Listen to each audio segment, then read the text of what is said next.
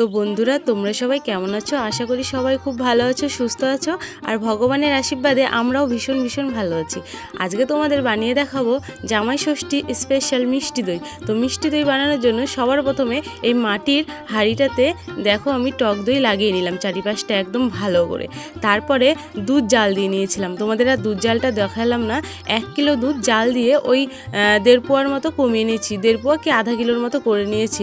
একটু ঘন করে দুধটা জাল দিয়ে নিতে লাগবে, তাহলে দইটাকে দারুণ টেস্টি লাগে। তারপরে এই ছোট বাটিটার মধ্যে টক দই রেখেছিলাম 4 চামচের মতো, 4 চামচ টক দই ভালো করে ফেটিয়ে রেখেছিলাম। তারপরে একটু এই দুধ দিয়ে মিশিয়ে নিয়ে তারপরে দেখো দুধের মধ্যে ঢেলে ভালো করে নেড়ে চেড়ে একদম সুন্দর করে মিশিয়ে নিয়েছি। তারপরে এই মাটির হাঁড়িটাতে ঢেলে নিলাম।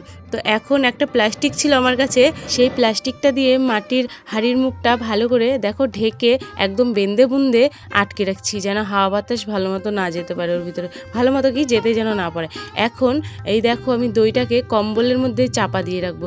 দিল্লিতে যা গরম পড়েছে, এমনি রাখলেই দই হয়ে যাবে, তাও ভাবলাম কম্বলের মধ্যে চাপা দিয়ে রাখি। এটা হচ্ছে রাতের বেলা, জামাই ষষ্ঠীর আগের দিন।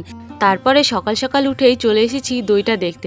সারা রাত ঠিকমতো ঘুমই হচ্ছিল না এই দইয়ের জন্য, দইটা কেমন যে হলো ওটা দেখার জন্য। তো যাই হোক, সকালবেলা উঠেই দেখো দইয়ের হাঁড়িটা দেখছি যে দইটা হলো কিনা। দইটা আরেকটু হবে, একটু পাতলা রয়েছে, ভালো মতো সেট হয়নি দইটা। তো যাই হোক, দই হাঁড়িটা গরম না হয়ে ঠান্ডা হয়েছিল, ওর জন্যই বোধহয় হয়নি। তারপরে দেখো আমি রোদে রেখে দিলাম, আবার 3 ঘন্টা পরে আসছি। চলো, ওইদিকে রান্নাবান্নাও সেরে নিয়েছি জামাই ষষ্ঠীর সমস্ত। দেখো আর বসে পড়েছি দইটাও নিয়ে। দইটা এক্ষুনি রোদের থেকে আনলাম, হাঁড়িটা পুরো গরম হয়ে রয়েছে। আর দইটা দেখো দারুণ হয়েছে। আর একটু ঘন হতো দইটা, একটু পাতলা রয়েছে। তো ফ্রিজে রাখলে হয়ে যেত, যেহেতু আমাদের ভালো ফ্রিজ নেই ওর জন্য রাখতে পারিনি। যদি ফ্রিজে রাখতাম তাহলে দেখতে দইটা আরেকটু টাইট হয়ে যেত, আরও ভালো লাগতো দেখতে। আর খেতে যা সুন্দর হয়েছিল না, দারুণ দুর্দান্ত, মানে দোকানের দই ফেল, এত সুন্দর হয়েছে। আমি তো ভাবতেই পারিনি এত সুন্দর হবে দইটা। আর দেখো বরমাসের জন্য জামাই ষষ্ঠী থালি কিন্তু রেডি হয়ে গিয়েছে। তোমরা যদি বড় ভিডিওটা দেখতে চাও, ভিডিওতে গিয়ে কিন্তু দেখতে পারো। আর আজকের দই বানানোর ভিডিওটা তোমাদের কেমন লাগলো, দই বানানোটা কেমন লাগলো অবশ্যই কিন্তু তোমরা জানাবে। ভালো লাগলে লাইক কমেন্ট শেয়ার করে দিও। সবাই খুব ভালো থেকো, সুস্থ থেকো। কালকে আবার দেখা হচ্ছে নতুন একটি সুন্দর ভিডিওর সাথে। সবাইকে জয় রাধা মাধব, নমস্কার।